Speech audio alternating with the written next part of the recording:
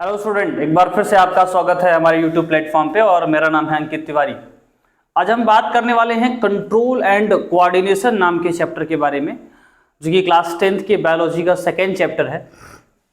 हमें यह समझना है कि कंट्रोल एंड कोऑर्डिनेशन होता क्या है।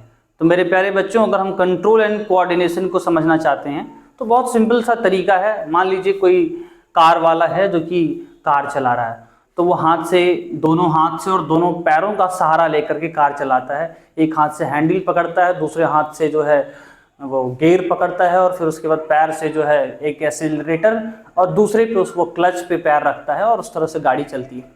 आप इस प्रोसेस में ध्यान देना होता है कि उसके चारों जो चीज़ें हैं, वो चारों हाथ पैर जो हैं वो बहुत कोऑर्डिनेटेड वे में होते हैं। वैसे ही हमारी बॉडी में सारा का सारा काम कंट्रोल के साथ साथ कोऑर्डिनेटेड वे में होता है। यानी जैसे गाड़ी में पहले गियर के बाद दूसरा गियर, दूसरे के बाद तीसरा गियर, तीसरे के बाद चौथा गियर लग जाता है। ये नहीं कि पहले के बाद सीधे चौथा लग जाता है। उसी तरह से हमारी बॉडी में या किसी भी लिविंग ऑर्गेनिज्म के शरीर के अंदर जो भी प्रोसेस होता है वो बहुत कंट्रोल एंड कोऑर्डिनेटेड वे में होता है। मैं अगर बात अपनी यानी ह्यूमन बीइंग की करता हूँ तो हमारे शरीर में न्यूरो एंडोक्राइन सिस्टम यानी कि नर्वस सिस्टम और साथ ही साथ एंडोक्राइन सिस्टम दोनों पाए जाते हैं, जो हमारे बॉडी को कंट्रोल के साथ साथ इसको कोऑर्डिनेटेड वे में काम कराने में हेल्प करते हैं। ठीक है, तो आइए जानते हैं पहले प्लांट के अंदर कैसे कंट्रोल एंड कोऑर्डिनेशन होता है, फिर हम ह्यूमन बीइंग के अंदर कंट्रोल एंड कोऑर्डिनेशन के बारे में बात करेंगे। तो पहले इस लेक्चर में हम सिर्फ प्लांट के अंदर जो कंट्रोल एंड कोऑर्डिनेशन होता है उस पर चर्चा करते हैं। मेरे प्यारे बच्चे, प्लांट क्या होता है? किसी भी स्टिमुलाई के अगेंस्ट क्या करता है? किसी भी स्टिमुलाई के अगेंस्ट क्या करेगा? किसी भी स्टिमुलाई के अगेंस्ट वो रिस्पॉन्स देता है। क्या देता है बेटा? रिस्पॉन्स देता है। तो पहले तो ये समझने की जरूरत है कि स्टिमुलाई क्या होता है। तो हमने कहा 5 तरह के स्टिमुलाई पढ़ने हैं। एक होता है लाइट, लाइट के लिए हम यूज करते हैं फोटो। एक होता है वाटर, वाटर के लिए हम एक टर्म यूज करते हैं हाइड्रो। क्या यूज करते हैं बेटा? वाटर के लिए यूज करते हैं हाइड्रो। तीसरा होता है ग्रेविटी, तीसरा होता है ग्रेविटी। ग्रेविटी के लिए जो टर्म यूज करते हैं उसका नाम है जियो। और चौथा जो टर्म हम यूज करते हैं, लाइट हो गया, वाटर हो गया, ग्रेविटी हो गया, चौथा होता है केमिकल। केमिकल के लिए जो हम टर्म यूज करते हैं उसको बोलते हैं कीमो। और पांचवा सबसे इंपॉर्टेंट एंड सबसे बेहतरीन जो है वो हो जाता है, लाइट हो गया, वाटर हो गया, ग्रेविटी हो गया, केमिकल हो गया, थिग्मो यानी कि टच। अगर कोई टच करता है किसी प्लांट को तो उसके लिए एक टर्म यूज किया जाता है थिग्मो। ये 5 ऐसे स्टिमुलाई हैं जिसके अगेंस्ट प्लांट क्या करता है? रिस्पॉन्स देगा। स्टिमुलाई मतलब ऐसी अगर स्थिति क्रिएट होती है, यानी कि लाइट अगर प्लांट को दिखता है या वाटर दिखता है या ग्रेविटी के रिस्पेक्ट में उसको रिस्पॉन्स देना हो, या केमिकल हो या टच हो, कोई छूता हो प्लांट को, तो छूने के बाद या फिर टच केमिकल के चलते या किसी भी इन 5 में से कोई भी चीज अगर आती है तो उसके अगेंस्ट जो प्लांट रिस्पॉन्स देता है वो 2 तरीके से देता है। एक रिस्पॉन्स होता है डायरेक्शनल, ठीक है, और दूसरा होता है नॉन डायरेक्शनल। ठीक है, तो यदि किसी स्टिमुलाई के चलते प्लांट के अंदर डायरेक्शनल रिस्पॉन्स हो तो उस स्थिति को क्या कहते हैं बेटा? उस स्थिति को हम ट्रोपिज्म कहते हैं। क्या कहते हैं बेटा? ट्रोपिज्म कहते हैं। ठीक है, और दूसरी स्थिति होती है नॉन डायरेक्शनल यानी कि नेस्टिक। नेस्टिक का मतलब होता है non directional movement of plant part due to the stimuli. किसी स्टिमुलाई के चलते अगर किसी प्लांट पार्ट का नॉन डायरेक्शनल मूवमेंट होगा बेटा तो उसको क्या कहते हैं? नेस्टिक मूवमेंट कहते हैं।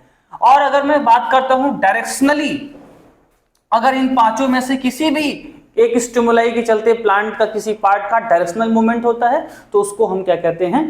ट्रॉपिक मूवमेंट कहते हैं।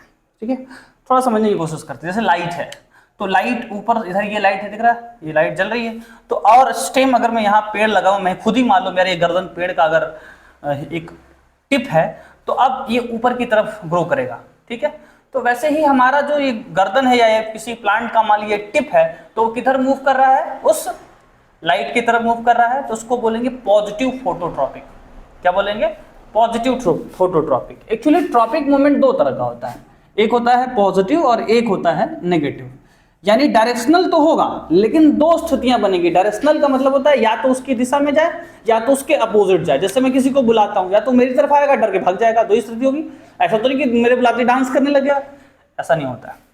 तो कहने का सेंस क्या है, वैसे ही अगर हम किसी भी चीज को टच करते हैं, या अगर मान लो लाइट उसको मिलती है, तो या तो वो लाइट के डायरेक्शन में जाएगा या तो लाइट के अपोजिट डायरेक्शन में जाएगा। तो इस चीज को समझने के लिए एक एग्जांपल लेते हैं। जैसे मान लीजिए हम सीड को जमीन पे फेंकते हैं, तो जब भी हम किसी सीड को जमीन पे फेंकते हैं तो सीड के अंदर दो हिस्सा होता है, उसके अंदर स्टोर फूड और उसका एम्ब्रियो, पता है। अब एम्ब्रियो यानी कि ये नीचे वाला हिस्सा रेडिकल कहलाता है और ऊपर वाला हिस्सा प्लूम्यूल कहलाता है। अब इसके अंदर मुझे ट्रॉपिक मोमेंट देखना है। मैं अभी बात ट्रॉपिक की कर रहा हूं, नास्टिक की बाद में कर लूंगा, अभी ट्रॉपिक मोमेंट की बात करता हूं। तो रेडिकल क्या बनाएगा, रूट बनाएगा। अब रूट के अंदर कौन कौन सा ट्रॉपिक मोमेंट हो सकता है समझने की कोशिश है।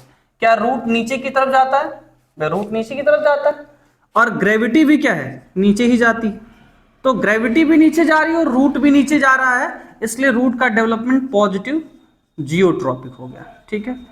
वैसे दूसरी स्थिति क्या है, लाइट या वाटर ले लेता हूं। वाटर क्या है, नीचे है, वाटर क्या है, नीचे की तरफ। भाई रूट वाटर की तरफ मूव करता है, तो अगर रूट वाटर की तरफ मूव करेगा तो उसको बोलेंगे पॉजिटिव हाइड्रोट्रॉपिक। क्या बोलेंगे बेटा, पॉजिटिव हाइड्रोट्रॉपिक बोलते हैं। और तीसरी स्थिति क्या बनेगी, लाइट। लाइट ऊपर है, भाई लाइट तो ऑब्वियस सी बात है जमीन के ऊपर होता है और रूट तो नीचे ग्रो कर रहा है ना। तो लाइट ऊपर है और रूट नीचे ग्रो कर रहा है, तो लाइट के रिस्पेक्ट में अपोजिट डायरेक्शन में है। अरे भाई लाइट ऊपर है और रूट नीचे जा रहा है, तो लाइट के रिस्पेक्ट में अपोजिट डायरेक्शन में है ना, तो उसको बोलेंगे नेगेटिव फोटोट्रॉपिक, ठीक है। तो एग्जाम में क्वेश्चन पूछ लिया जाएगा कि explain the response that is occurring into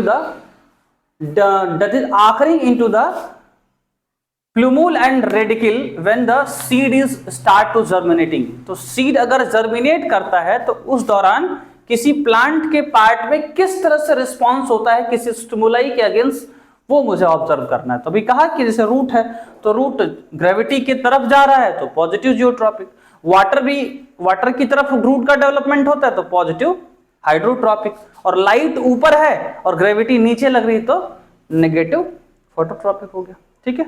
तो इस तरह से हम चीजों को ऑब्जर्व कर सकते हैं रूट के अंदर। वैसे ही स्टेम के अंदर देख लेते हैं, तो स्टेम में क्या होता, लाइट ऊपर है तो स्टेम में पॉजिटिव फोटोट्रॉपिक हो जाता, पॉजिटिव फोटोट्रॉपिक हो जाता, और नेगेटिव जियोट्रॉपिक एंड हाइड्रोट्रॉपिक हो जाता।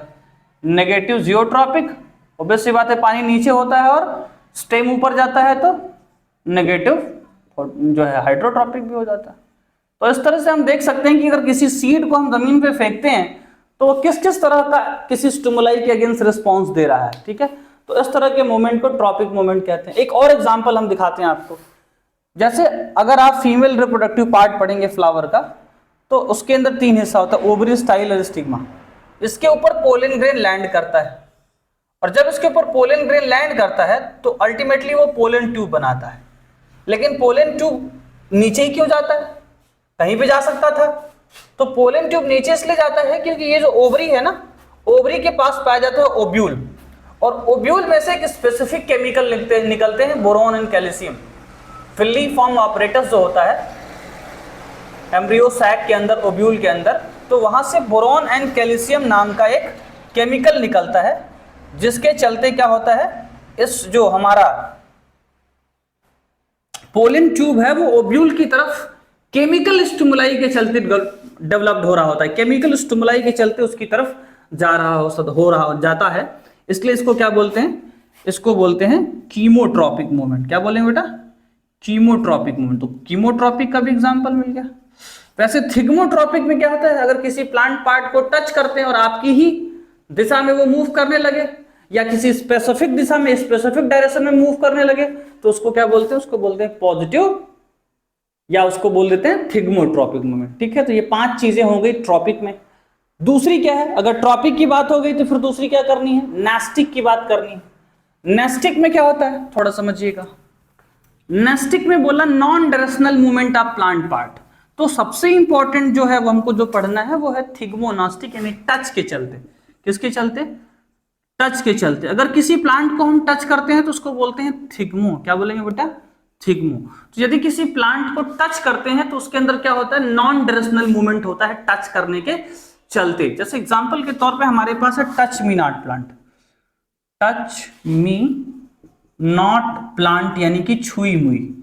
टच मी नॉट प्लांट में छुई हुई प्लांट ऐसा प्लांट होता है कि जिसको जैसे ही हम टच करते हैं उसके अंदर नॉन डायरेक्शनल मूवमेंट होता है टच के चलते, और उसके चलते उसके अंदर जो लीफ है वो कर्ल हो जाती है, कई बार फ्लावर भी उसका गिर जाता है। तो अब हमसे एग्जाम में क्वेश्चन कैसे पूछा जाएगा कि explain the phenomena of thigmonastic movement into the plant giving a example. तो क्या बोलेंगे, व्हाट इज थिग्मोनेस्टिक? तो non directional movement of the plant part due to the touch sensation is considered as a thigmonastic. ठीक है, क्या बोलेंगे उसको? थिग्मोनेस्टिक बोलेंगे। एन एग्जांपल लिख देंगे मिमोसा पुडिका यानी कि touch me not plant. When we touch the mimosa pudica plant, क्या होता है भाई, जब हम मिमोसा पुडिका प्लांट को टच करेंगे then their leaf are start to curl and flower is fall down due to the non-directional movement of the plant part. So this is all about what? Nestic and tropism. एक चीज और है plant से related जिसको हमको पढ़ना है, plant के अंदर है हार्मोन के बारे में। ठीक है, तो चलिए हार्मोन के बारे में चर्चा कर लेते हैं। पहले इतना तो क्लियर हो गया सबको, एक बार फिर से रिकॉल कर देता हूं मैं क्या पढ़ा रहा था। मैंने कहा कि किसी भी प्लांट के अंदर कोई स्टिमुलाई उस पर एक्शन करेगा। स्टिमुलाई के अगर एक्शन होता है तो स्टिमुलाई 5 तरह के हो सकते हैं, केमिकल हो सकते हैं, वाटर हो सकता है, ग्रेविटी हो सकता है, लाइट हो सकता है और टच हो सकता है। इन 5 चीजों में से कोई भी चीज अगर किसी प्लांट को अपनी तरफ अट्रैक्ट करती है या उसके चलते प्लांट रिस्पॉन्स देता है तो उसको हम क्या कहेंगे कि उसके अंदर कुछ मूवमेंट हो रहा है। वो मूवमेंट 2 तरह का होगा, एक तो डायरेक्शनल, एक तो नॉन डायरेक्शनल। जैसे अगर मान लो किसी प्लांट को हम छूते हैं उस वक्त वाइब्रेशन हो जाता है ऐसे, तो ये क्या हुआ, ये हो गया नेस्टिक मोमेंट। और अगर हम किसी प्लांट को छूते हैं और वो किसी एक स्पेसिफिक डायरेक्शन में मूव करता है, या हो सकता है उसके दिशा में जाए या उसके अपोजिट जाए, तो उसको बोलते हैं क्या, ट्रॉपिक मोमेंट। तो एक ट्रॉपिक हो गया और एक क्या हो गया, नेस्टिक हो गया। ठीक है, so this is all about what, nastic moment and tropic moment. Thank you and have a good